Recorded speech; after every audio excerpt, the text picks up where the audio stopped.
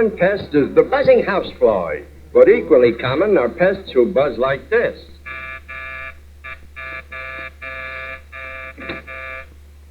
They're guest pests, the kind of people you entertain in your home only because you must. Exhibit A is the hale and hearty guest pest, the physical type whose greeting has all the delicacy of a pile driver. Exhibit B is the gushy, demonstrative type. She's also the kind who immediately makes the hostess nervous by rearranging things. Of course, she picks on the most valuable articles in your home, as for instance, a rare, priceless old clock that's been in the family for 3 generations. And so, in these 2 visitors, we will find many traits of the familiar guest pest. Other annoying characteristics will be seen in the species who arrive without warning just as you've started dinner, to the delight of the hostess. They always seem quite surprised that you should be having dinner at dinner time. And they bring Junior. Well, you know how it is. So hard to get sitters for the kiddies these evenings. We knew you wouldn't mind. And so they insist upon leaving. Why, they wouldn't think of joining the folks at dinner. But of course you knew they would. They always do. And now let's study the kind of people you often see at your table. First, the soup schlooper. In fact, the super soup schlooper.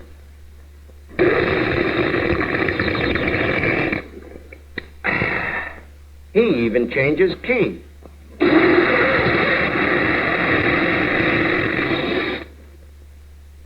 Then there's the chronic kibitzer who tells everybody just how to do everything, from building the bridge of San Luis Rey to carving the carcass of a cackler.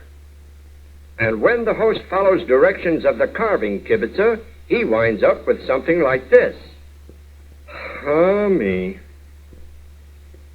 Here, the guy who does table tricks. Oh, sure, you know him.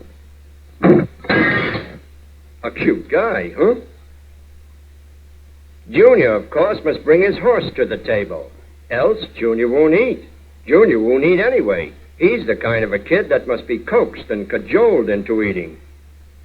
But Ma isn't in a coaxing mood. Such lovely spinach, too. Or is it? What is he doing? Anyway?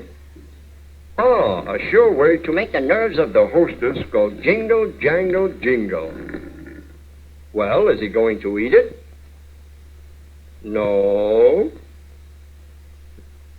No. Yes. Shave, mister? Goodness, and so young, too.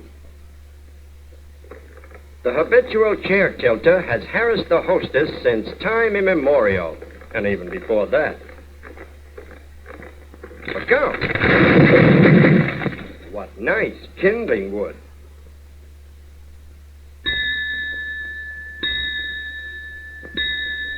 And so as the tortuous evening crawls on, you play gin rummy with an oaf who does things to your brand new cards. See what I mean? Now, there are various types of kibitzers, but in this one you'll note the worst features of all of them. Yep, a smoking kibitzer, and a nervous kibitzer to boot, and I do mean boot. That's always a big help to the player. Oh, sure. Then, the drummer boy stuff.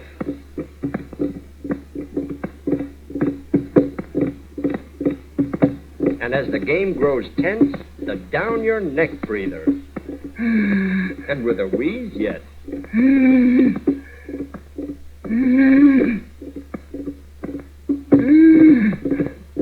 As you're about to play a card, he touts you off, so subtly. This always adds to your general confusion, and you find yourself slyly contriving to get a signal on which card to play. That one. And so you take the card and play it. And what does this do to your poor opponent? It gives him the exact card he needs and wins the game for him with a gin. Murder. Well, what can you do with a stupid player? Messy smokers who sprinkle ashes over everything, these gabby dames never smoked cigarettes until cigarettes were hard to get. And then they smoked anybody's cigarettes. But yes. This one doesn't even like to smoke. What's more, she's allergic to chocolates. But then, after all, they're free. So... Uh-oh. Is there a doctor in the house? Another familiar guest pest. He doesn't listen to the radio, but he must play it. And at full blast.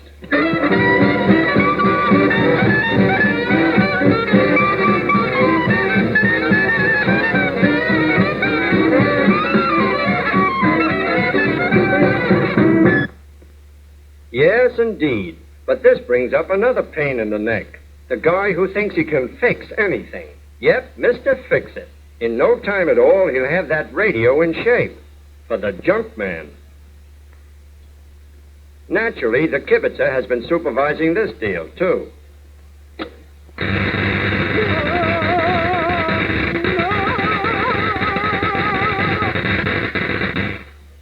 Oh, at last. Thank goodness.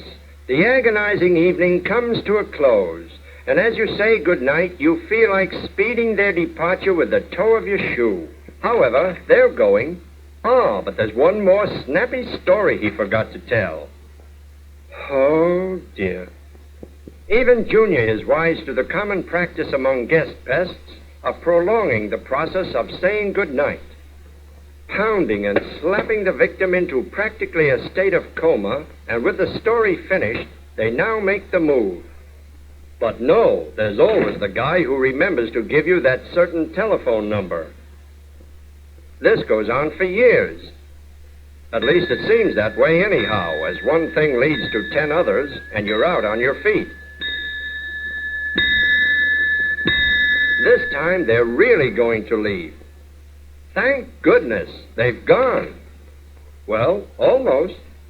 His horse, of course. He forgot his horse. But the rope, the cabinet, the clock. Their beautiful clock. Okay, lady. Let yourself go.